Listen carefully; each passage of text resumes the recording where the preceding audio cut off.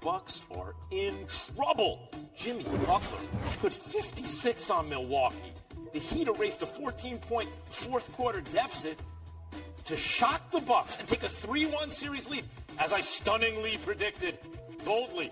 Giannis did his part with a triple-double, but it doesn't matter. Wasn't enough. Team's on the brink of elimination. Bucks are the fifth number one seed to trail 3-1 versus an 8. Since the first round expanded to a best of 7 in 03.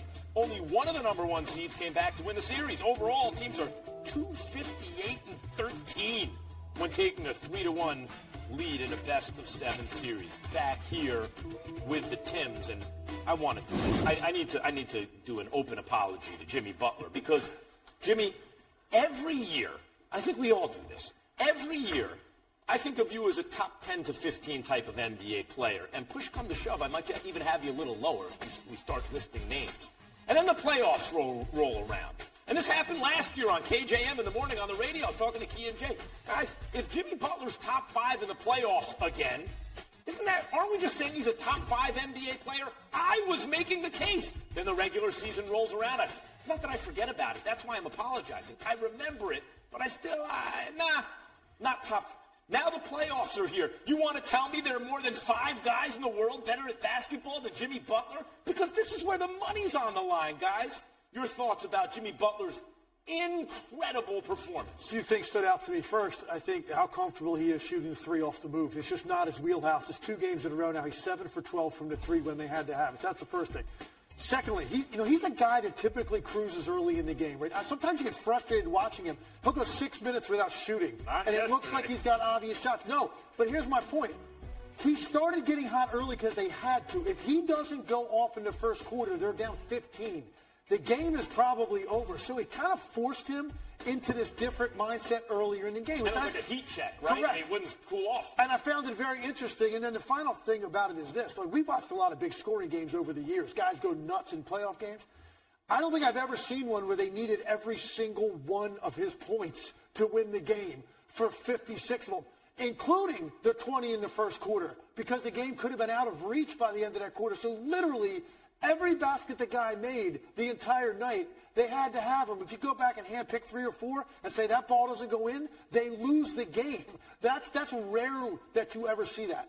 I got to tell a little story, and I got to get the texts up here. So last night I'm with the kids, we're hanging out, I'm watching the game, and I'm kind of paying half of them, and I get a text from Bon Temps. Hey, Giannis got his triple-double, which is what I'm really paying attention for. My prediction is right. And they're ahead 10-12 the whole time, and we're texting back and forth. And, Tim, I'm like, hey, are we saying that the Bucks are now again the favorites to get out of the East? And we both agree they are, because obviously they're going to win this game. That's what we said on the show yesterday before the game started. There's 6 or 7 minutes left. Now, you know what? I got to put the kids to bed. It's past their bedtime. They got school in the morning. I put in bed. I come back. I get a text from Bon Temps like, well, I guess not anymore. I'm like, wait, what happened? They lost the game. The Heat, because Jimmy Butler got hotter late than he was early. Well, but here's the thing. Jimmy Butler was incandescent in this game. And I voted him first team All-NBA. He was great all season. The numbers backed it up. Every advanced stat had him as a top 5 player in the league. He was incredible in last year's playoffs. Like you said, you go back to Game 6 in Boston, similar kind of game right from the beginning. He puts the foot to the metal when they needed every point to win a game on the road in an elimination game. But this was also about the Milwaukee Bucks just not putting away an opponent. And throughout this series, the Bucks have sort of been in cruise control, right? They sit Giannis out for a couple games. Obviously, he's dealing with this back issue. They win Game 2 going away. You think, all right, you got the series set. Then they get blown out in Game 3. Then they had a lot of chances to put away Game 4. They're up 15 in the fourth quarter and then just collapse. Like, they have put themselves in this position by failing to put away the Heat. Quickly, Jimmy Butler first team All-NBA? Yes, I voted him that way. Got the text right here. But you were right. Jimmy, I apologize. Coming up, NBA this year, the rising superstar, doubtful for a pivotal Game 5 tomorrow night after he fractured the tip of his left index finger. That's a shooting hand. Fox been the best player in this series, averaging 31, 6, and 7 for Sac. Golden State is now significant favorites to win this series. De'Aaron Fox has scored 126 points so far. That's the most through the first 4 games by any Kings player in postseason history. De'Aaron Fox is also one of the main defenders on Steph, matching up against 2-time MVP on 104 plays in this series. Trying to list with Oscar Robertson. It's pretty good. Here's my pick, okay? Okay, you ready for this? This series is over. That's right, I'm declaring it over. First, you declared it over for the Kings. Now Never you declared mind it over that, for the Warriors. Bontemps. We don't bring it up if it's wrong, only if it's right. Am I right here? Are the Kings done? I mean, you're probably about as right as you were about the Jets trade earlier in the show. But, I mean, look, obviously, I was just really so bummed out yesterday. I was still in the studio, or just left the studio, so we got the news that De'Aaron Fox hurt his finger. And I mean, we talked about it in the show. This series has been an iconic, great first-round series with these two teams playing at such an incredibly high level. It just really stinks that even if De'Aaron Fox does play, it's hard to see him playing at the same level he's been at. And for the Kings to win this series, he was going to have to continue to be a guy going toe-to-toe with Steph at both ends of the court. As you mentioned, he's not only playing great on offense, he's guarding him on defense. One thing is that Ja did come back from an injury that looked like, ooh, how's he going to shoot and drop 45? Legs, Jay Will told me something when I said the series is over when Draymond got hurt. He said, actually, it's a must-win game for Sacramento because they have to take advantage, right? Yeah. This a must-win game for Golden State for the same reason if De'Aaron Fox is out? No. Well, yeah, with De'Aaron Fox out, I think it is a must-win game for them. You've got to take advantage of this. I think they could win a Game 7 if they had to on the road, if they went home and held home court. Yes, I do. I think the Warriors are going to win the series. Whether they win Game 5 or Game 7, they're going to win one of them. But certainly, they're thinking about it the same way you just put it, in those terms. This is the one to get.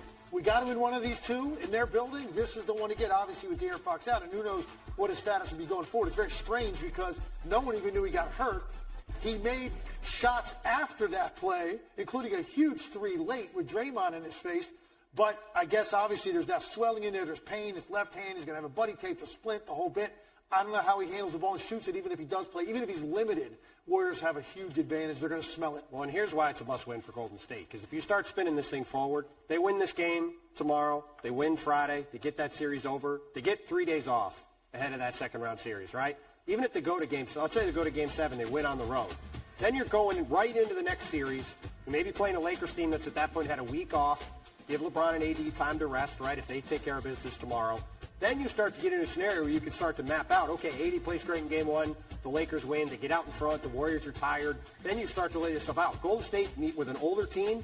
Those rest days are critically important. I think that is why Game 5 is so important for them, rather than them winning the series or not. I got a crazy scenario for you now that you just mentioned that. I'm thinking about this. So if the Lakers win and the Suns win the next round against Denver, Golden State would end up having home court in the conference finals against somebody.